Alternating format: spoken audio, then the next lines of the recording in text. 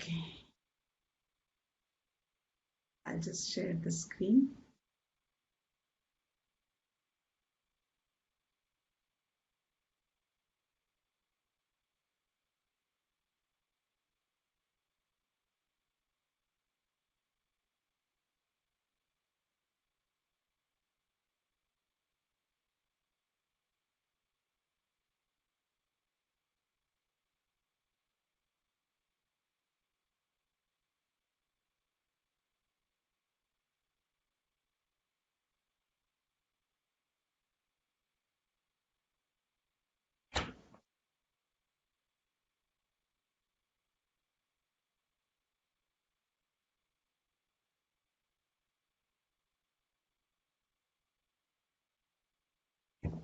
Let's start.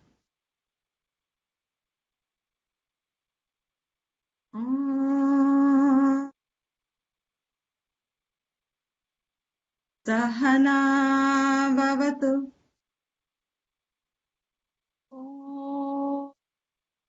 Sahana vavatu. Sahanau bhunaktu. Sahanau bhunaktu. Sahaviryam karavavahai. Sahaviryam karvavahe. Tejasvinavadhitamastu. Tejasvinavadhitamastu. Ma vidvishavahai. Ma vidvishavahe. Om Shanti Shanti Shanti. Om Shanti Shanti Shanti. Just for the sake of those who quickly revise it, this is an invocation which is chanted by teacher and student together, and all that it means is you are invoking the unknown factors and invoking the grace. You are praying as if from within, you are wishing from within that may there be no obstacles, and the highest expression of life, whatever name you call it, may we be protected by that, because the pursuit we begin with to inquire on the truth is a very subtle pursuit. So both the teacher and the student are invoking that grace to say that let our learning, let our study be without obstructions, without obstacles, and moreover, let it be something that is very enjoyable by both of us. And then let it not get into a mode of argumentation and egoistic assertions of viewpoints, or a kind of a distaste or a dislike when there are discussions happening. Therefore, let the atmosphere be very pleasant so that we learn objectively. And then Shanti, Shanti, Shanti means all the three factors, from external cosmic natural forces to external forces around in the surroundings like noise, or in those days, because the study was under the trees, so you could have had snakes, you could have had insects, etc. So let there be no disturbance while our sessions are on, and then there will be no disturbance from within my own system. That means let my life run smoothly enough till I have grasped the knowledge. So we'll do the second one. Vasudevendra Yogindram. Vasudevendra Yogindram. Natva Jnanapradum Gurum. Natva Jnanapradam Gurum. Mumukshunam Hitarthaya. Mumukshunam Hitarthaya. Tattva Bodho Bhidhiyate. Tattva Bodho Bhidhiyate. Vasudevendra Yogindram. Natva Jnanapradum Gurum.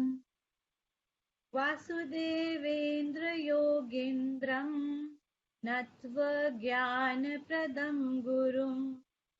मुमुक्षूणां हितार्थाय तत्त्वबोधोऽभिधीयते.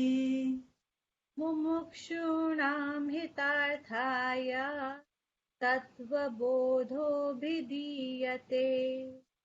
वसुदेवेन्द्रयोगीन्द्रं नत्वा ज्ञानप्रदं गुरुं मुमुक्षूणां हितार्थाय तत्त्वबोधोऽभिधीयते. Should I do it once again? The whole together. Okay. वासुदेवेन्द्रयोगीन्द्रं नत्वा ज्ञानप्रदं गुरुं मुमुक्षूणां हितार्थाय तत्त्वबोधोऽभिधीयते. And also just take a note, this is Pradum and not Pradam. Jnana Pradum Guru. Very good. Yeah, very, very good. Nityam Shuddham Nirabhasam. नित्यं शुद्धं निराभासं Nirakaram Niranjanam. निराकारं निरञ्जनं Nityabodham Chidanandam. नित्यबोधं चिदानन्दं Gurum Brahma Namamyaham. गुरुं ब्रह्मा नमाम्यहम् Gurum Brahma Namamyaham. गुरुं ब्रह्मा नमाम्यहम् Brahma. Brahma Brahma Not Brahma, Brahma. Brahma Gurum Brahma Namamyaham. गुरुं ब्रह्मा नमाम्यहम् Brahma Namamyaham. Brahma नमाम्यहम्. Good. So we are continuing with this very beautiful verse where the life principle, the consciousness principle, the enlivening principle, which is indicated in the word Brahman. This verse is saying that Brahman in the form of the Guru, and it implies that wherever there is Brahma Vidya, there the personification dissolves away. Means the knowledge itself is what is the conveying factor, and who conveys it means whatever is in your thoughts is what you convey. So a person who has established in Brahma Vidya is the Guru. So there afterwards the personification, the personal identity of the Guru is dissolved away in that Brahman. And we have been seeing the indicators of this, which was Nityam, Shuddham, Nirabhasam, Nirakaram, Niranjanam. Done it in fair details now, I will not repeat that. Nitya Bodham, Chidanandam. We are starting from here now. So Nitya Bodham means the one which is ever known. Ever known means what? That Nityam, eternal, free of time, free of any limitation or causation. What is that factor is the subject of inquiry. Within our experience, what is it which is free of time? Not only is it free of time, it remains pure, undiluted. Means it does not have any mix-up of anything else in it, because wherever there will be another, but natural, any two, we experience it in life also, wherever there is two, there is going to be some sort of a क्लेशा. कहते हैं ना हिंदी की कहावत की जब बर्तन है तो शोर तो मचेंगे. Wherever there will be plurality, duality, there is bound to be some strife, which means it is not going to be the state of peace, a peace which is going to be eternal. So Shuddham implies that which has no addition of anything else other than that. Now, remember, these are all pointers, these are all indicators. We have to reflect upon these terms. ऐसी क्या शुद्ध वस्तु है? क्या है भी? First of all, that cannot have anything else included in it. Unless until we start questioning these terms, we will not get the answers. Answers are there given already in the Shastra, and we already know it also to quite an extent. But it does not transform into knowledge for us because we are not reflecting along with it. अगर शास्त्र कहता है कि वो truth नित्यम है, शुद्धम है, तो since I see plurality, I see duality, I see strife, I see suffering in the world, I see what is that, hierarchy of happiness in the world, and I see hierarchy of sorrow in the world. When I am seeing all the hierarchies but natural, the question comes is, how is it possible for, if there is anything like a supreme, how can there be such disparity seen in the world? Here he said is, if we are going to go along with these terms, then we have to understand that the term itself is speaking of the absoluteness, which means I start with the inquiry, not by questioning the term. I start with the inquiry to understand the term. What is that in my experience that can be absolutely undiluted?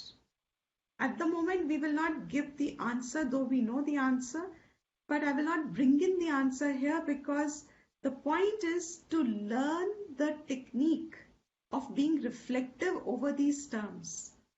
Absolute answer to isi verse mein bhi hai. It's Brahman. But that word means nothing to anybody. It doesn't make much sense when I see the world around and I see the disparity around. When I start reflecting on the term, ऐसा क्या है जो नित्य है और क्या वो मुझसे अलग हो सकता है जो नित्य है? Because अगर there is something which is going to be nityam and it is going to be separate from me, outside of me, then I cannot know it forever. It cannot have the state of nityatvam because it will have a known status, and then when I disappear, say in death I go away, and who knows what is there in the next life, that status disappears. Now, a Shastra cannot point to us in such a shallow manner. Saying a word as Nityam and Shuddham and Nirabhasam, all these terms are Gudha. Gudha, I have said honestly, and I sometimes feel I'm still rushing through, though some of you may feel that I'm elaborating a little too much. These words in itself is complete knowledge. There is nothing else required after these words. Because here you are beginning to realize the direction in which the thinking the direction in which the thinking generates itself. When I start saying, ऐसा क्या है जो शुद्ध हो सकता है? Because in my experience, it has to be something that I can figure out. If I can't figure out, this no longer remains a subject of knowledge. It becomes a subject of faith, it becomes a subject of belief, mano ya na mano, but then that is like anything else then. It loses its validity, as we have covered that portion already. What is it that is pure? What is it that is nirabhasam? Means without any projection, without any superimposition. It's beautiful terms. By the time you finish the text, I would hope that we come back to this verse, and I would really wish to see how has your understanding changed. I will not ask improved or not, or any, that's up to you. But how has the understanding changed of the same words today that you are just sounding, they just sound as, yeah, they look correct, but what is it? So understand this at this level. Superimposition is always there when there is ashuddhata. Ashuddhata means When I'm seeing duality, when I'm seeing plurality, I'm bound to superimpose. When we say often, I don't understand the person. It's our experience. All of us experience this all the time. I don't understand the person. So when we say I don't understand the person, what are we saying? We are saying two things. We are seeing the person, we are seeing ourselves. But we are also seeing that whatever the behavior or the pattern of action the person is exhibiting is beyond my understanding. I don't understand it. Now, when I don't understand something, I try to understand. This is a very crucial factor. When I don't understand something, it disturbs. It's a source of disturbance. Pick that point. जहां जहां हमारी समझ कम है या नहीं है या गलत है, वहां वहां हमारे में disturbance है. That mental disturbance is an indicator that there is some incompleteness in my thought process. There's some incompleteness in my perception. There is some incompleteness in the way I look at things. That looking at things is pointing to the fact that they are not aligned. So when I understand a person, like say a mother who understands a child, when a mother understands a child, even when the child is crying, she is also the mother is also crying along with the child most often. Yet there is this level of understanding that she just has about what the child wants, especially when the child is really young. Now that understanding, the pain is there of the identification with the child, but at the same time there is knowledge there of what you know that the child wants. But when there is no knowledge, what sort of a pain do you experience at that time? Is it the same pain that you have with the child's crying, or is it different? It is different. Yeah, because you can clearly see that when I don't understand, there is an extra layer of suffering. I've identified with my child's suffering, I'm already suffering. But when I don't understand what the child is going through, I seek answer. I want to know so that I can do something about it, etc. That non-understanding state itself is a state where it gives a person disturbance. And we don't leave non-understanding as non-understanding. Even when we leave it, it surfaces again as a disturbance for us to complete the understanding, to get the right understanding. And once there is right understanding, there is peace. Now, my point here is, when there is non-understanding, we instantly try to project an understanding. We try to impose an understanding to make it complete. That projection is abhas. Abhas means you are projecting on something that you don't understand. In our context of Vedanta over here, I see the world. I see there is so much plurality. I see there is duality. I see birth. I see death. I see disease. I see change all the time. I don't understand much over here. When I don't understand life, and as totality of human beings, we don't understand. We understand a fraction of what life probably can mean. In that fraction of it, what about the rest of it that I don't understand and I'm still contacting? We don't leave it as that. We project. And that is why there are different schools, there are different religions, there are different approaches, because each approach is trying to figure out what is the correct thing. Until that correctness is there, humankind cannot sit peacefully also. So abhasa means that which is projecting. The indicator that I have a wrong understanding is that it is a seed of disturbance. The minute there is right understanding, it settles into a state of peace. Nirabhasam means that which is nityam, shuddham, also has no layer of projection in it. It is free of any projection. Moreover, it is something which has no form. It's formless, nirakaram. Akar automatically implies limitation. When I find myself in a form, identified with the form, I feel my consciousness is restricted to this form. I can't express life or consciousness. I'm not even able to project it to something else. And I see the rest of the world as inert, living beings, myself, all of it as having forms. What must that be which is Nirakaram? I'm leaving the question there. I have no answer in between. But if you think along it, what can it be which is Nirakaram, which has no akar? And let that not be another word. Yeah, Brahman is Nirakaram. But again, what is Brahman? ऐसा क्या है that I can discern which has no form in it? Moreover, it is Niranjanam. It is free of all taint. It is free of all blemish. It has no darkness in it. It has no क्या कहते हैं उसको, like you know, when you have a really beautiful any object you buy, a new object you buy, and the first thing you look at any new object is इसका कहीं पे dent तो नहीं है, if it's a physical object, इसका कहीं discoloration, means the thing has to be perfect, and for it to be perfect, it should be free of all imperfection.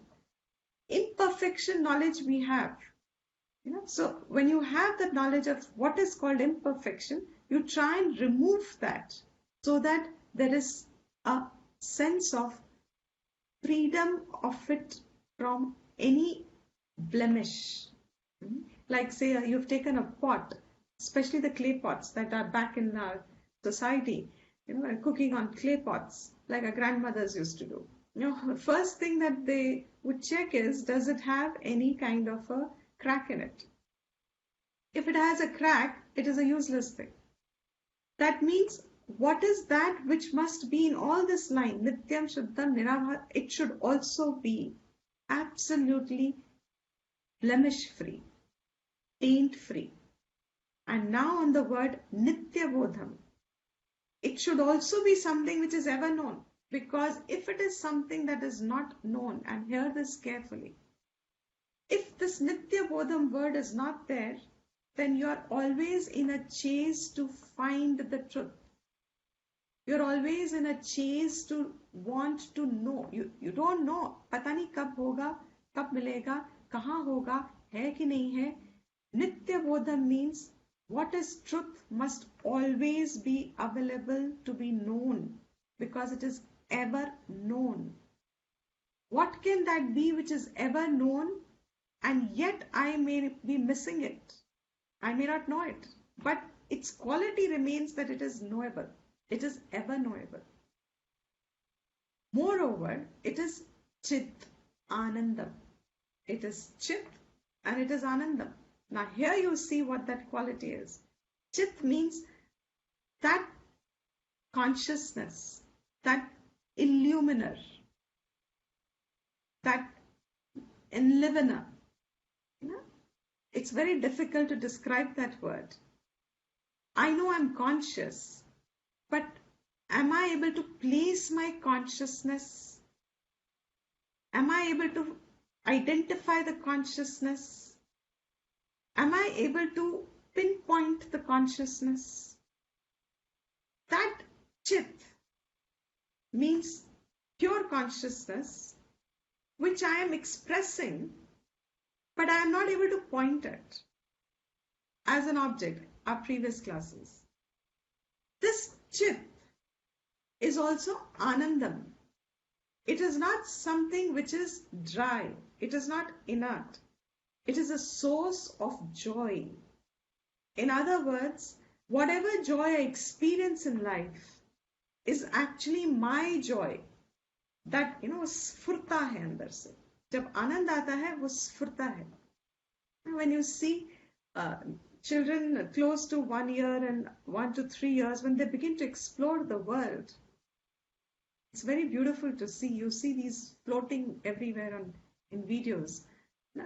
Just the first time when they touch their tongue touches any of the eatables, like say a sweet dish or a lemon or something.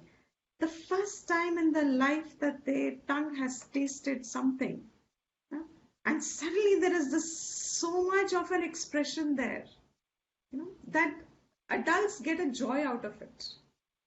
When the first child starts the first step, the child takes the first morsel, the child hears the music and doesn't understand but starts dancing, it starts imitating the adult around.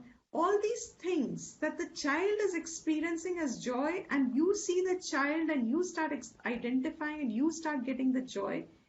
Where is this joy located? Is it actually in the contact with the object? When one starts reflecting on all these terms, the source of that joy is what must be Nityam, because I tap into it whenever I want. It never goes away from me, etc. I am not going to complete this as reflection. If you've got this much, you will know how to complete the rest of it. The idea is to lead you into your own self-reflection. Idea is to reflect on these terms and figure out. The ones who figure out, and if you don't figure out, you get stuck. That stuck is not a bad place to be in, because the knowledge itself completes that, removes that, जो अटक गया दिमाग में, समझ नहीं आ रहा है इसके बाद, knowledge will put it forward from some way or the other, and you will get that, and then you understand it more clearly. So with this, he says, such a guru is the one, Brahman as guru, namami aham, I bow down, means I am in a mode of receiving this. And I have told you before, invocation is a very beautiful form of reasserting. It's reaffirming. There are a lot of affirmations that come out in the world. Prayer is not just an affirmation. Prayer is something which doesn't necessarily mean that God is going to do something to you. Prayer, of course, you pray to something higher. It's an exercise. It's a technique. But the process of this technique is that whatever you pray to are the qualities that you imbibe. You start forming, how idealization happens?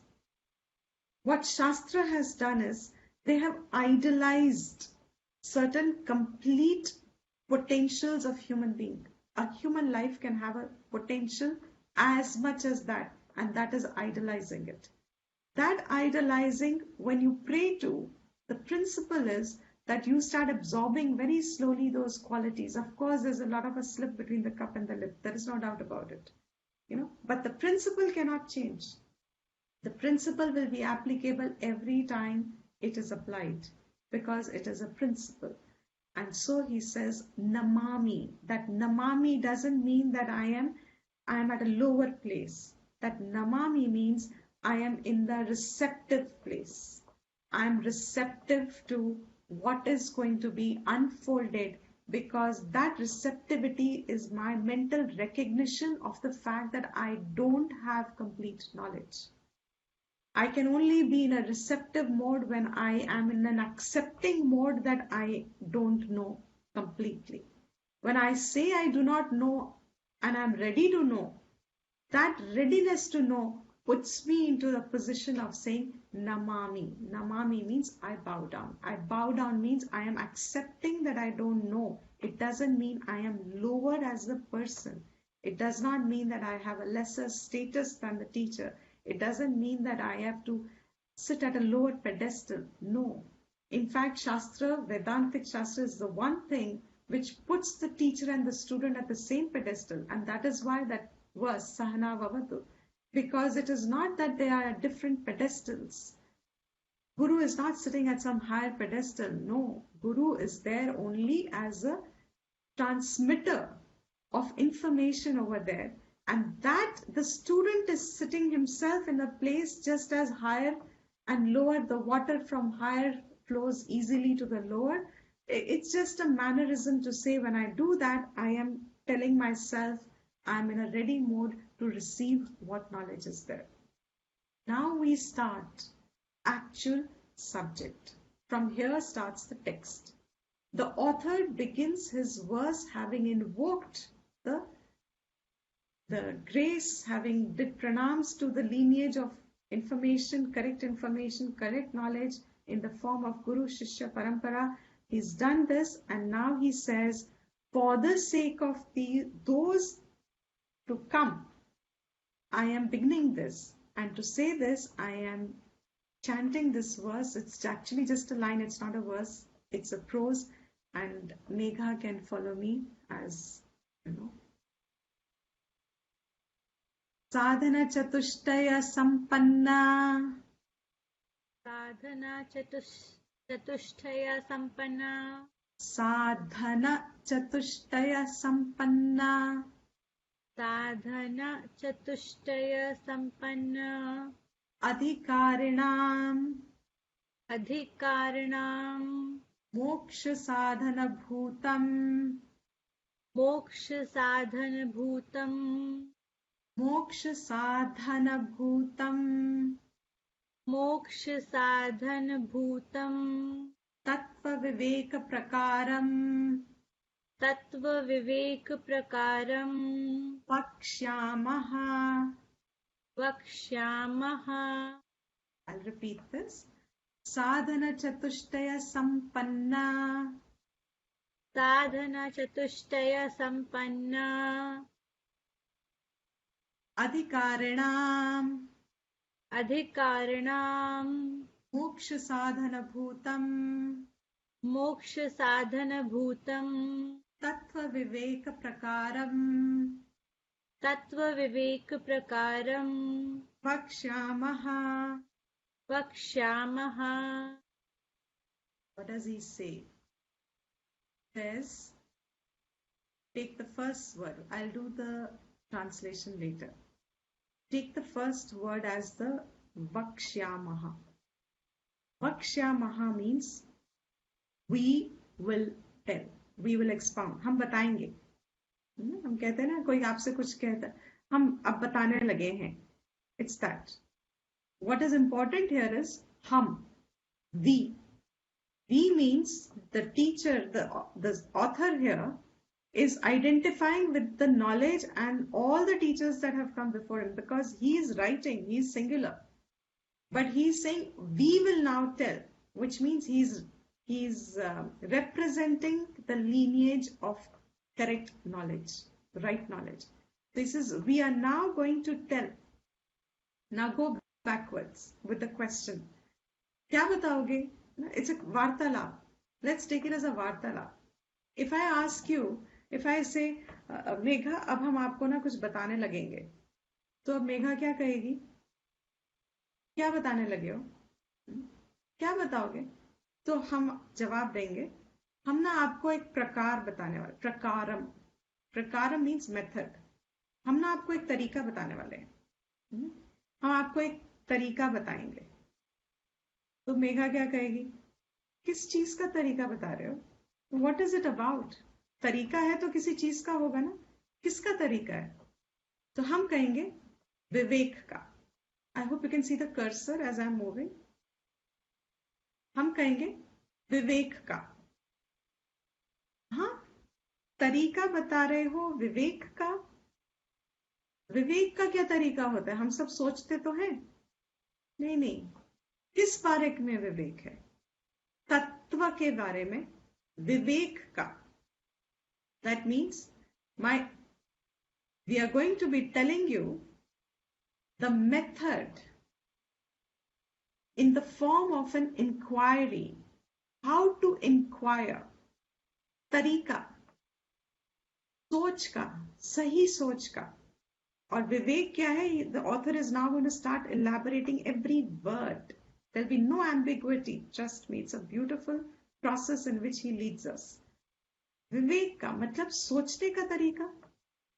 क्या सोचना है? All of us, I'm taking a little detour here. All of us as children, may have identified some stage of our life when we became very, what आज लोग कहते हैं, philosophical. अपने stage में. All of us have had questions pertaining to life, birth, death. What is punya? हम बहुत कुछ सुना होता है ना, हमारे देश में तो वैसे भी बहुत कुछ available है, and it confuses us. So we are all trying to understand. लोगों ने कहा है there is God, लोगों ने कहा है प्रे करो, लोगों ने बहुत कुछ कहा, and we have to try and understand. हमको जब आंसर्स नहीं मिलते, most of us leave those questions there. We just adopt something at that time and we start following it, which becomes easy in our lifestyle to adopt. He says यहाँ पे, I will tell you विवेक का, और topic क्या होगा विवेक का? Topic होगा तत्व. तत्व के विवेक का मेथड हम बताएंगे. तत्व विवेक का प्रकार हम बताएंगे. क्यों बताओगे? Megha will turn back and ask, why are you telling me this? हम जवाब मिलेगा, क्योंकि it is साधन भूतम. वो एक साधन है. विवेक, तत्व विवेक साधन है. साधन means है. Means supposing I have to light a fire to cook, तो मुझे कुछ साधन चाहिए ना. हवा में मन में कुकिंग करके पेट तो नहीं भरेगा, तो मुझे कुछ साधन चाहिए ना उसके लिए. सो तत्व विवेक साधन है. उससे बड़ी education is in this sentence. People don't get this sentence at all. ये अगर मैं नहीं पॉइंट आउट करती तो हमारा ये बाईपास हो जाता sentence. You won't be able to pay as much attention as is required. So Vivek sadhan hai, just as vessels are a sadhan to cook. Fire is a sadhan to cook.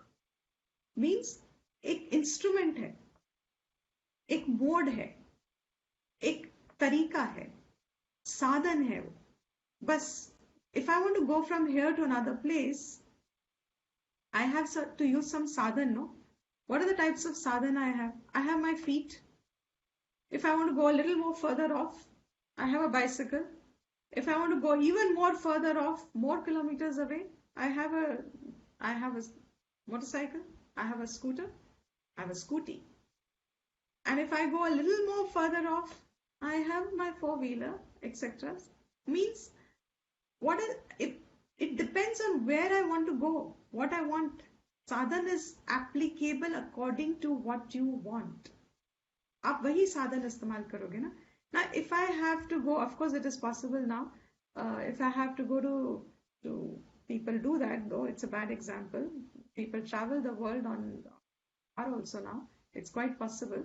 But if I want to go to moon, that's a good example. I want to go to moon and I have in my car. I have taken the mode of car. I have got myself well-serviced car. और मेरे को जाना कहाँ है? Moon. Forget moon. I want to go to Everest. मेरे पास vehicle क्या है? My vehicle is car. Because that's all I have. Will you ever reach Everest or moon in a car? No. Why? Because साधन ही गलत लिया है ना आपने. आपको साधन तो वो चूज करना है अकॉर्डिंग टू आपको क्या चाहिए, कहाँ जाना है, क्या ऑब्जेक्टिव है, उसके हिसाब से साधन चूज करना है. A lot of us when we were again as especially you start cooking initially and you are given a small knife, very small when you are, of course it depends on if you have been given a small blunt knife your mother gives you and tells you, puts a huge toy in front of you representing a watermelon toy and a blunt knife. And you are doing your practice of cutting it. And you manage somehow to cut it.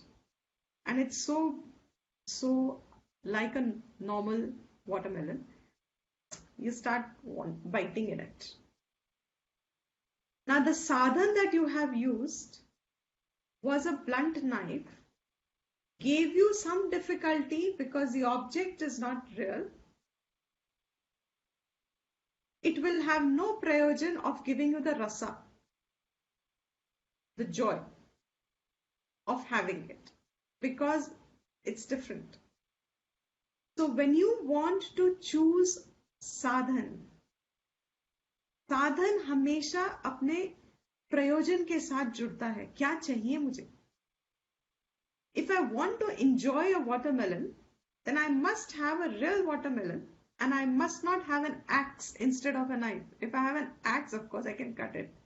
But okay, better example would be I am cutting a tree because I want log of wood and I'm cutting it with my kitchen knife, sharp kitchen knife. I'm cutting a huge oak tree with a sharp kitchen knife. Isn't it funny? होगा क्या? कितना साल लगे रहोगे, कितनी मेहनत करोगे, क्या क्या नहीं करोगे. You know what finally the conclusion most people will make? Tree कटता ही नहीं है. They will not question the sadhan. Did I use the right sadhan? If I say I have used the right sadhan and then tree nahi kata, I can say there is a mix, there's something missing. But many people leave the exercise of what they want, not understanding that the sadhan they have employed was incorrect in the first place. I hope this is getting clear. A very beautiful, subtle point. साधन हमारे जीवन में हमें जिस चीज के लिए क्या करना है उसके हिसाब से साधन हम लेते हैं. When I go abroad, I have a choice. I can go economy, I can go business. Both will take me to the same place. My destination gets covered. I go, I manage. But the difference is in between the two depends on me what I will choose. That means I have even in economy I will reach because my sadhan is correct. मुझे जहाँ जाना है वो वहाँ ये ले जाएगा. More comfort, less comfort is a matter of degree. Doesn't matter. But it will take me. So he says, तत्व विवेक का जो तरीका है ना, जो हम आपको बतलाने वाले हैं, ये एक साधन है. It is of the nature of sadhan. Bhutam, it is sadhan. किस चीज का साधन है? Then actually Megha will ask me, किस चीज का साधन है? मोक्ष साधन भूता. मोक्ष का साधन है. That means tattva viveka is directly the means for moksha. If you replace moksha with, I have not yet covered for you the 4 purusharthas, but in time we will. But if you replace it in laukik manner, a lot of people who come to classes first, they just come to say, how do I become, say, successful? How do I have better relationships? All these things in life. What is the subject going to talk about? Tattva Vivek. Tattva Vivek का direct prayojan क्या है? It is moksha. But if I want to say earn more money, how to be successful in life, how to be influential in life, how to be a leader in life, how to be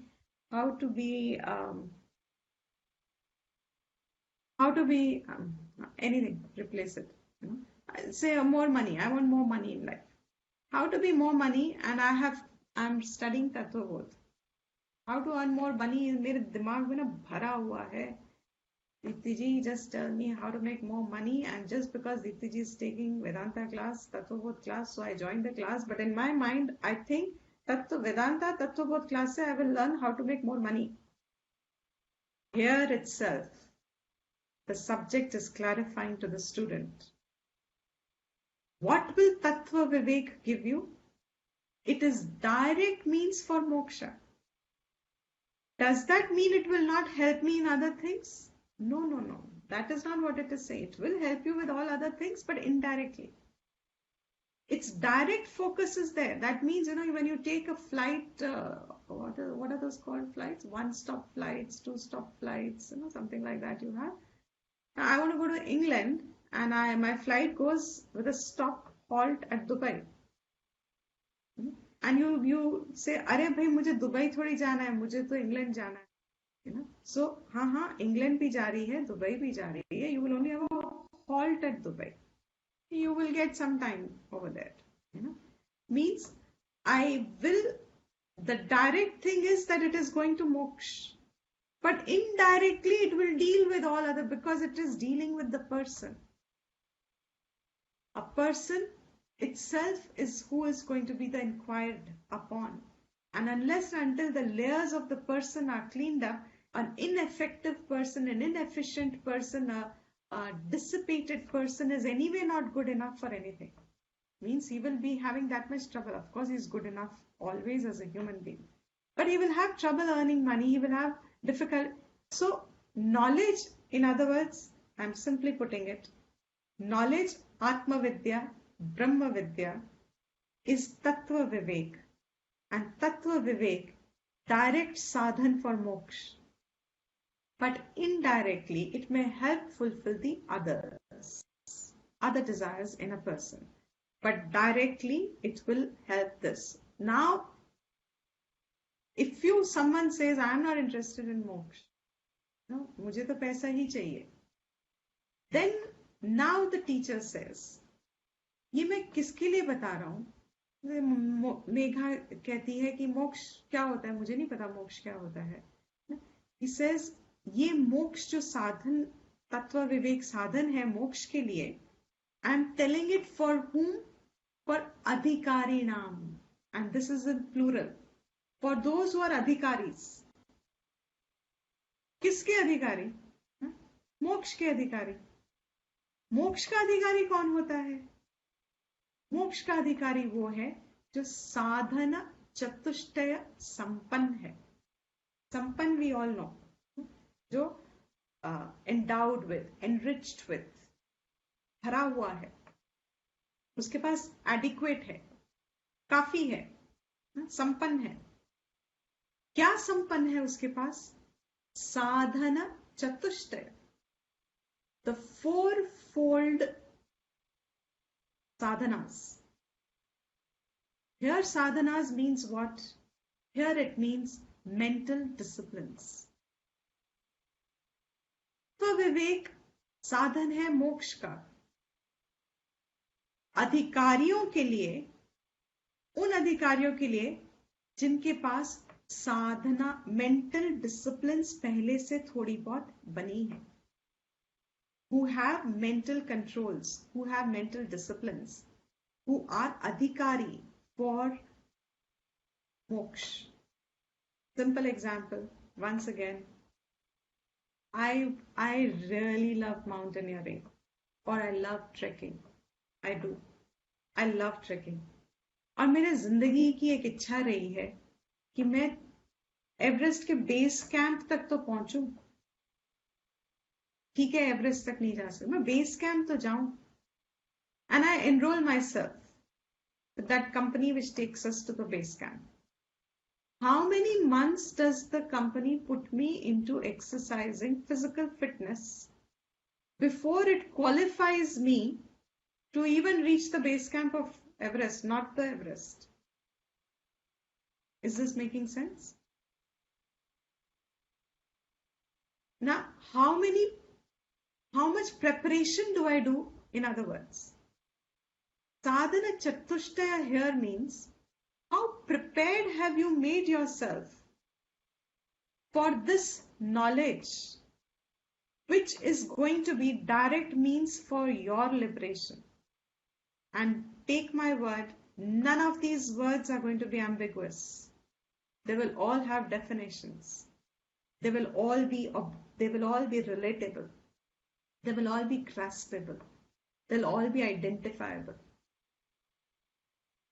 So what has been my preparation for something that I want? This preparation is called sadhanas.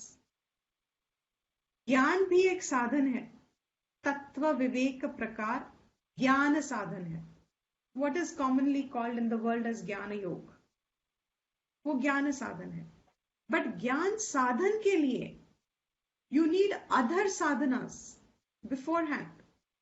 That means if I really am disturbed because I need to earn money, I want status, I want power, I want position, and I want a lavish house, and I want a lavish lifestyle, and um, and I want all that. What sort of a mind will I have? Not something that will relate easily to moksha. My mind will seek itself the knowledge that will help me to get those things. The preparation I will do is to get those things. And when you see certain, nowadays it's all on the news. You see Bollywood stars, especially one star that we have lost recently. And when you see the amount of effort that is put in for the physical fitness, you must have seen it all on the televisions, gymming, and the kind of push-ups and the kind of physical body preparedness they have, because they have to present it in the manner. How much physical preparedness has gone into it for the objective? Without preparedness, you can't expect anything in life. Even when you have to just say education abroad, all those GMATs and SAT, पता नहीं कितने exam हम clear करते हैं. If you're a professional, then you need your licenses there. There's so much preparation that goes for even, now you'll understand the word laukik. Laukik vyavhar mein, laukik prapti, goals in the world, worldly goals. How much preparation goes for that? Here he says, this tattva viveka prakar jo moksha ka sadhan hai, will be easily understood by those who are already adhikaris. And who are the adhikaris? Who have prepared themselves for jnana yoga, for jnanam. Who are they? Those who have enriched themselves with disciplines, mental disciplines, in the form of fourfold disciplines. What are these fourfold disciplines? Sadhana, chatushtaya, sampanna. But natural, next question Megha will ask, ye kaun si ab disciplines hain? What are these fourfold disciplines? These fourfold disciplines I will just introduce now, but we will take it up again tomorrow.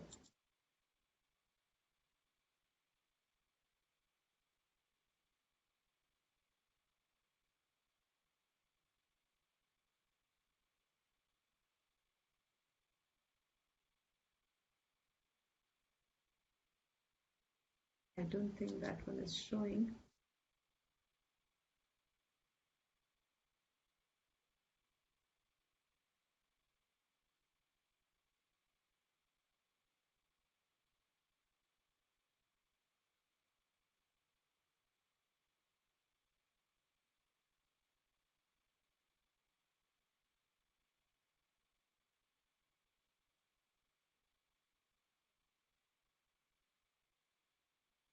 Can you see the new presentation? No? It was visible for a second and then it went off. No, that was Tattva. Now can you see a blue and white presentation? No. No, Deepti, it's not visible. Okay. Okay, but let me try it once more. They have started some new.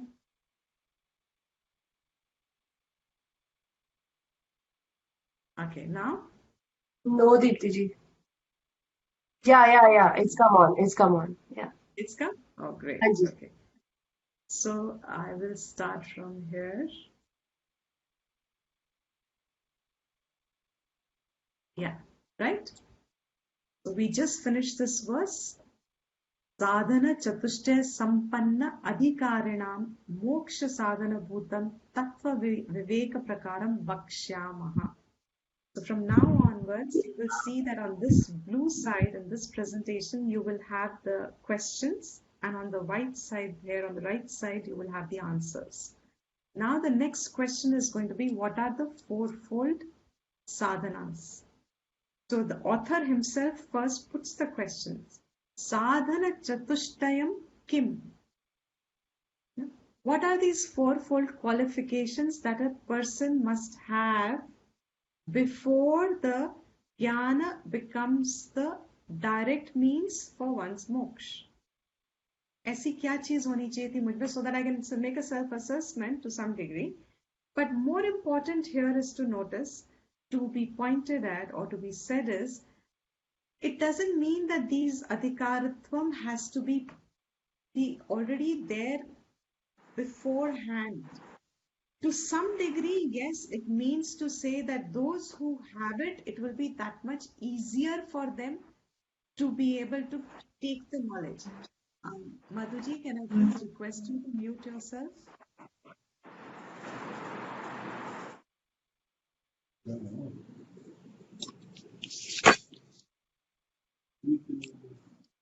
आपका mic on है.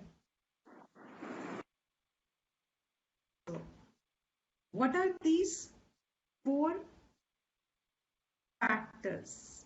Adhikari here would mean one who has these disciplines, may not be in full form, but he's going to define these fourfold sadhanas.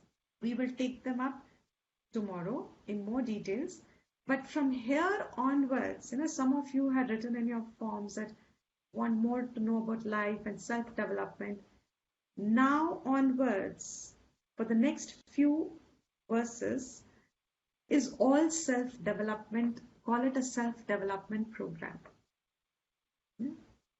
What are those things that will make you a more complete human expression? We are all human beings. But what makes us more complete as a human expression? These are the qualities. These are the disciplines. The knowledge of this, at least first, and we find that all of us has it to some degree or the other. Therefore, we also say we have an interest in Vedanta. Every human being would have it to some degree.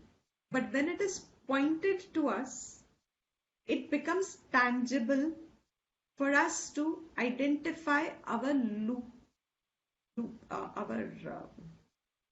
shortcomings. Because now we have the map in front of us.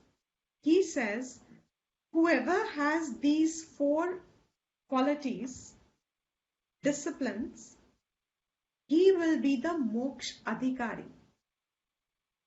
उस मोक्ष अधिकारी को ये तत्व विवेक का प्रकार सोच का will help such a person.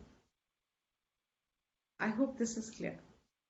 The fourfold जिनमें ज्यादा है उनके लिए ज्यादा आसान होगा, जिनमें कम है उनको ज्ञान समझने में थोड़ा मुश्किल होगा, because it will take a rub against your lack of mental discipline. आदतें, सोच की एक आदत होती है, वो आदतें हमारे ऑब्स्टिकल बन जाती हैं. That habitual thinking processes which are not direct means for moksha. Therefore, this author first says, before I start the prakarnam on Brahma Vidya, I will first give you the knowledge of how to equip yourself, prepare yourself. Remember base Everest camp, if I want to go, the trainer puts me into, forget that, when you go to Leh Ladakh or any high altitude place, 1 day or 2 days, they just leave you. They don't allow you to do much exercise, walk. They just let you stay there to get acclimatized to that height. Acclimatization is a part of the preparation so that you can enjoy the rest of your 1 week, 15 days. Preparation is a very integral part of knowledge. हम लोग सोचते हैं चलते फिरते हम लोगों को, most of us think that I am already an adult, therefore I am a prepared person. If that you're an adult, correct. But have you prepared for moksha? Have you prepared for receiving the knowledge, not moksha also? A knowledge which is going to be the right direct means for moksha. These 4 factors is going to be spoken of. We'll take it tomorrow, one at a time. End the class here now with the Shanti mantra. I still don't have, I was thinking we'll do the Purnamada when we can do it in details like we did the Sahana Vavatu. So I'll hold it because it's a very beautiful mantra and it is knowledge in itself, that mantra also. So we will hold it till we come to the point where the mantra can make more immediate effectiveness. Till then we'll do the normal Shanti mantra, Sarvesham, Sarve Bhavantu Sukhina. We'll end the class here. Sarve Bhavantu Sukhinaha, Sarve Santu Niramaya, Sarve Bhadrani Pashyantu, Ma Kasyat Dukha